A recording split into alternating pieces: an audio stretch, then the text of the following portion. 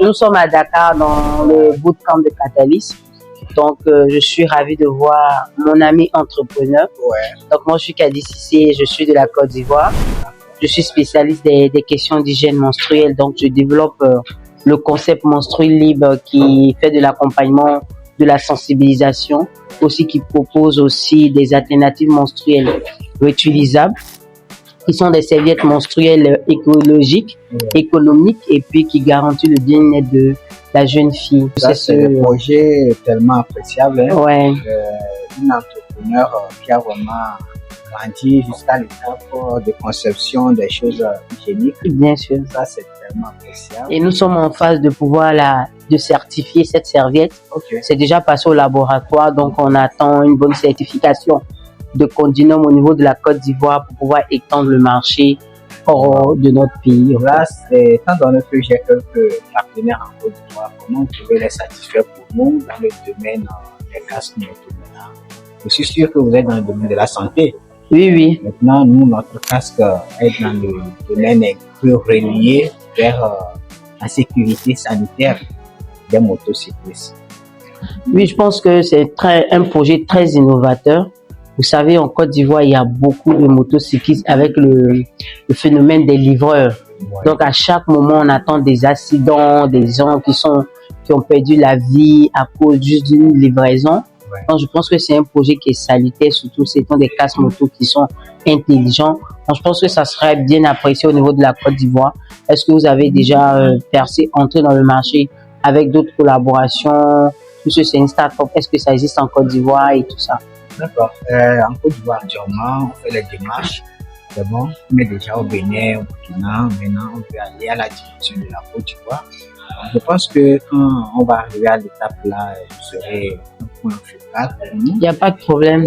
Je vous apprécie beaucoup aussi parce que le projet que vous venez de me présenter, c'est un projet que j'ai reçu beaucoup. Je vois que vous avez grandi pas mal de chez nous. Ouais. Ça n'a pas été facile. Bien sûr.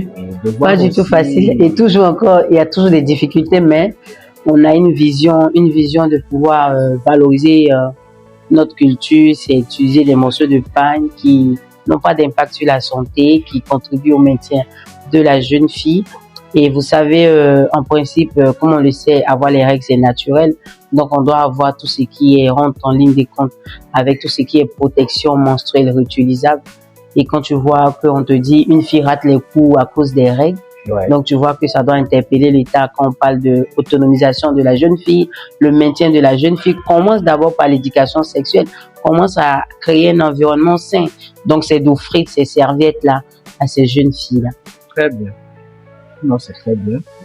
Donc si chacun de nous se met à résoudre un problème relié dans un domaine spécifique. Quand vous êtes dans le domaine sanitaire, nous sommes dans le domaine de la sécurité, relié un peu vers la sécurité sanitaire. Vous voyez que petit à petit, les problèmes vont vraiment... Oui, c'est ça.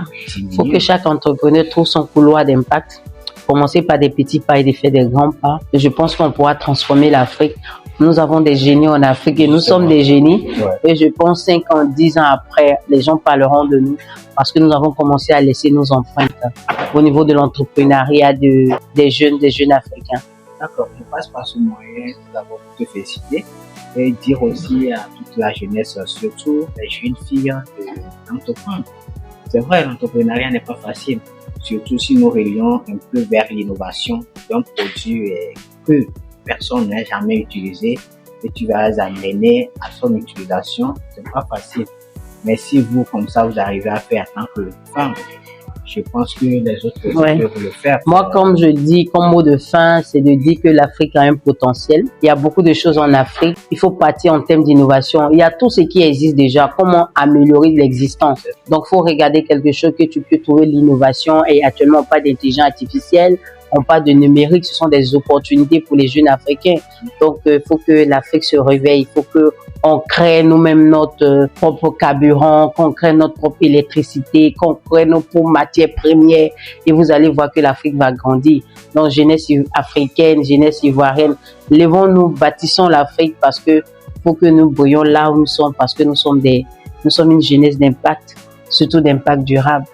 Merci beaucoup. Merci à toi aussi pour l'opportunité. Mot de fin pour la jeunesse. bien, c'est que c'est dans la jeunesse qu'on prépare son avenir. Donc, un métier qui n'a pas de fin, un métier qu'on peut faire jusqu'à sa mort, c'est son propre métier.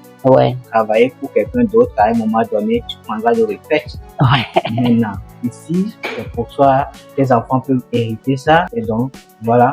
C'est pourquoi moi, j'aime beaucoup l'entrepreneuriat. Malgré que c'est difficile, ce qui est nécessaire, c'est de surmonter ça et aller à l'étape suivante. Pas de problème. Merci beaucoup. Bye bye.